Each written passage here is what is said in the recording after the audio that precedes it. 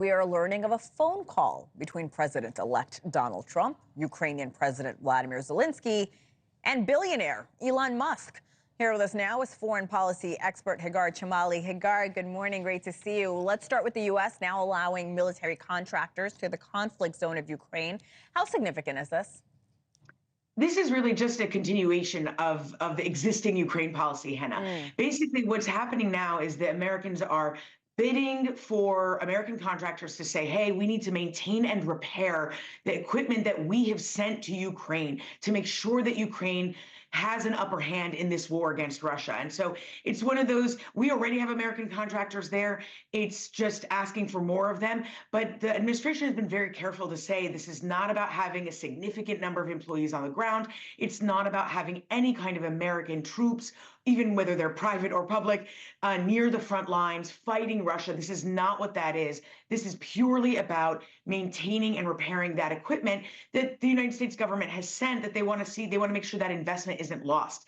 And so that's what that's purely focused on. Going back to that phone call, we don't know what Trump, Zelenskyy, and Musk talked about, but I'm going to use the word significant again. How different is it for Trump to include Musk in a conversation with another world leader?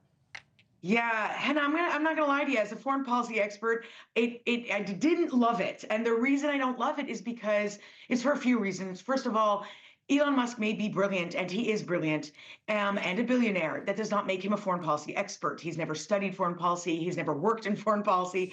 I don't believe he appreciates what is at stake here when you're talking about this war and why it's such a major national security threat and what it could do to the international world order if it goes not the way that we want it to go.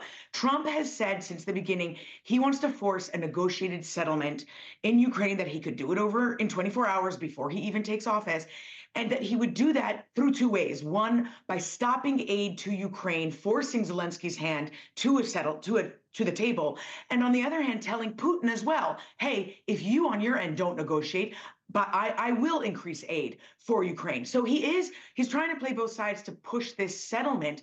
And Musk has been in contact with Putin, we now know, throughout the last few years, which is extremely concerning because Putin is an adversary. We believe he could have manipulated Musk into pushing certain propaganda or certain requests. And some of that was seen in Musk's own tweets, where he pushed for a settlement that really came out of nowhere when he took a poll on it, asking folks, do you think that Crimea should go back to Russia? Do you think that this is what should happen? And so Trump handing the phone over to Musk, to me, signifies that Trump wants to charge ahead with this plan.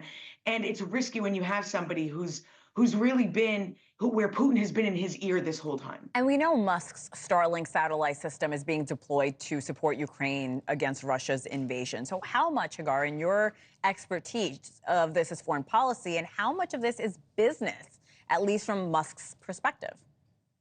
Well, on what it's funny you ask that, because I took a close look at this myself when I was trying to figure out whether Elon Musk's engagement or correspondence with Putin is normal, right? Normal course of business. He's a billionaire. Why wouldn't he have?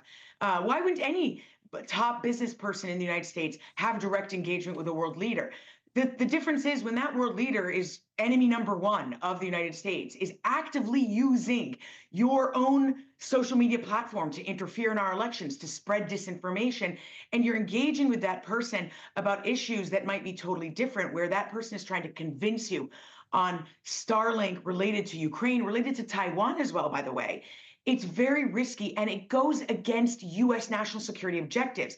It plays around with it. It muddies the waters. It's like it's going behind the American government's back. And again, we don't have full proof of everything. And I understand that the goal is a settlement. The goal is the end of the war. I understand that the goal might be righteous, but there are going to be repercussions if Russia gains any kind of territory in this war. It will only incentivize Russia to pursue more aggression in other areas and to manipulate other tech leaders or business leaders in the United States. And that's what concerns me so much about this. We also know. Thanks for watching. Go to joinnn.com to find NewsNation on your television provider. And don't forget to click the red subscribe button below to get more of NewsNation's fact-driven, unbiased coverage.